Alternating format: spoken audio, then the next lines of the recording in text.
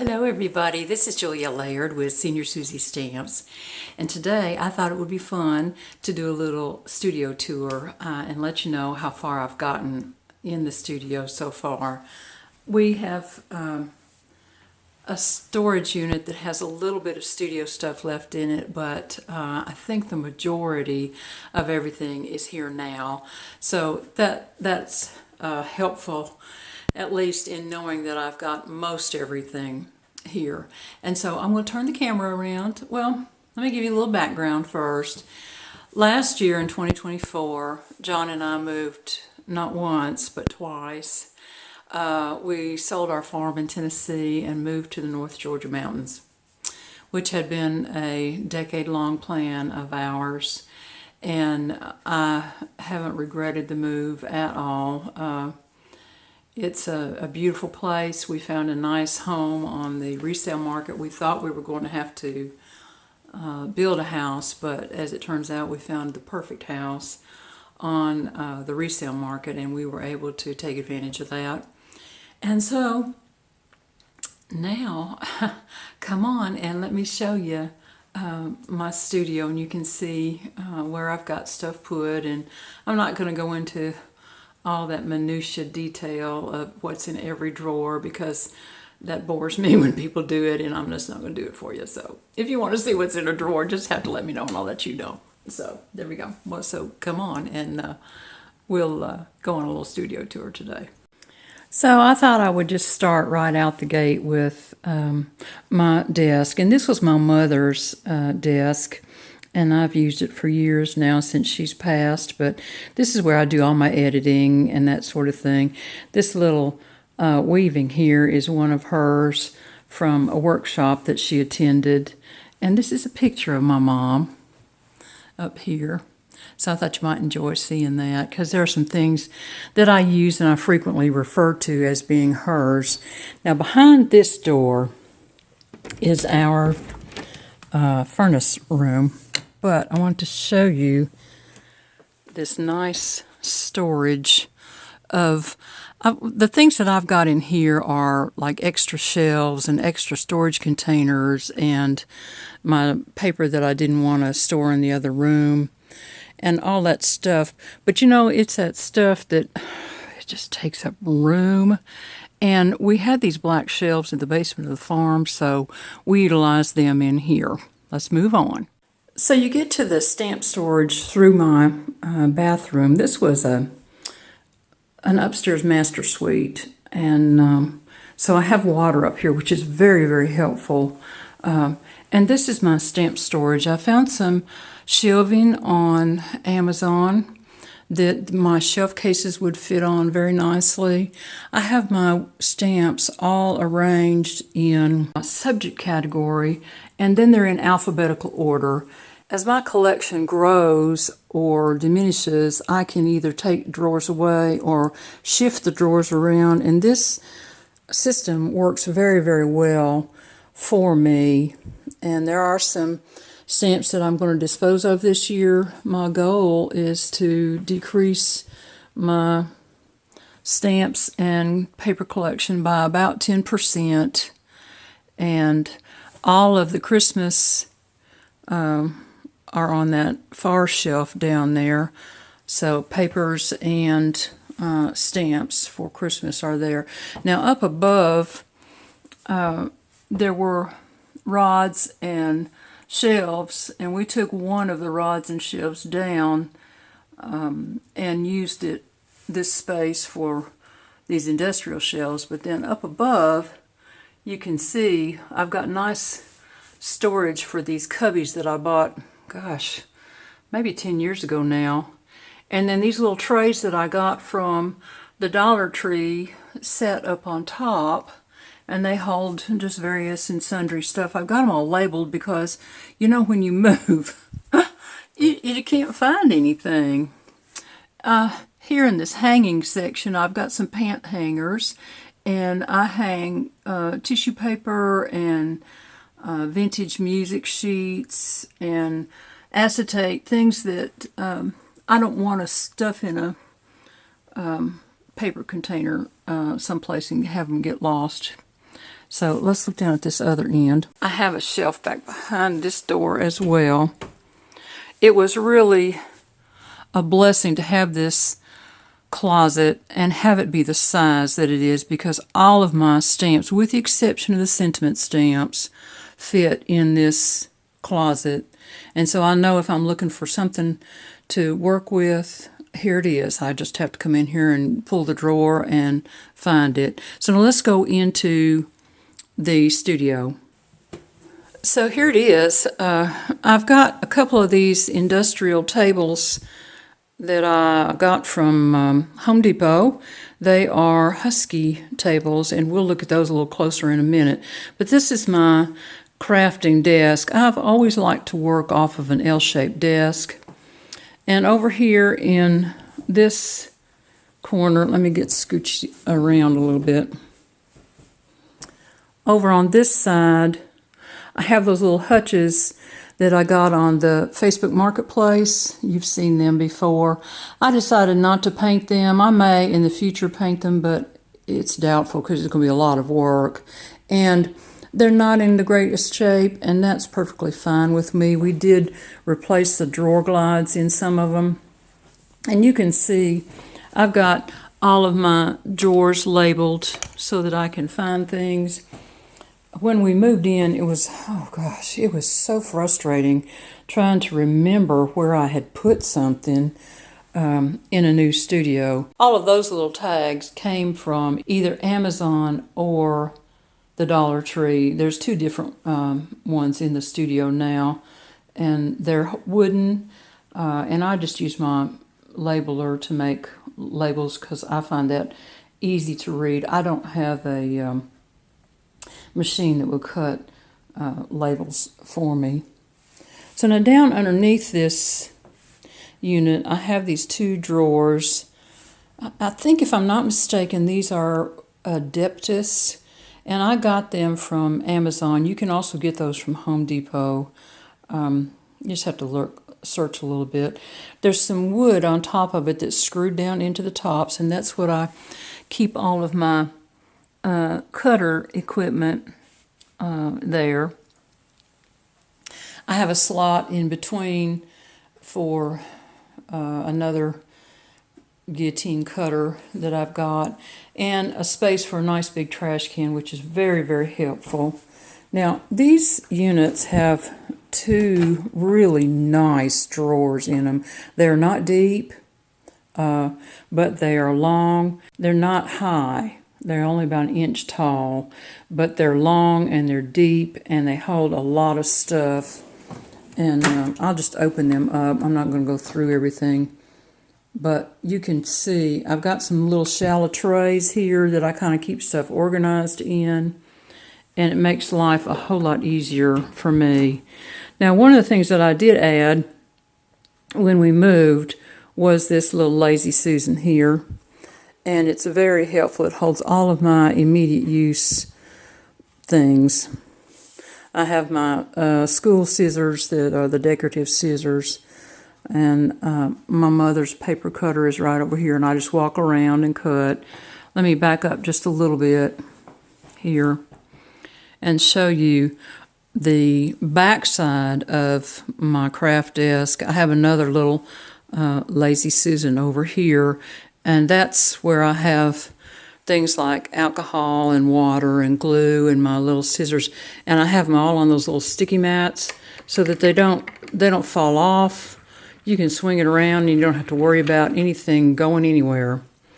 But back here in these little white trays, I've got all of my everyday type use of things that probably need to be filled up right now, but I thought I would show that to you because it's a very, very, let me move this out of the road, very, very handy to have everything right here within easy reach so that I don't have to go hunting for stuff when I'm making things.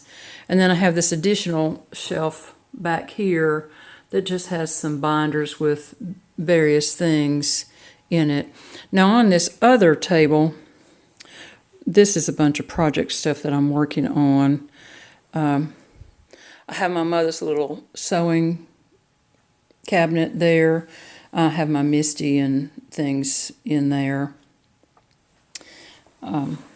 This is that extra cubby from the storage closet that has my empty storage containers in it. I'm working on pulling my sentiments off the wood, and so I needed some more of these little containers. And this is my donation box. I keep it here all the time, and when it gets full, I take it away. So in here on the bottom drawer, I have jelly plates. I have my long cutters that you don't see me use often, but when you need them, you need them. And I have my clipboard here that has the layers on it and addresses and what have you, and just some other things. These are some Love from Lizzie peel-offs and some from paperwishes.com. And then up in here I've got my Gemini plates, and this drawer is completely Gemini. I struggled when I first started with the Gemini to figure out which machine best suited me, and I ended up with all three.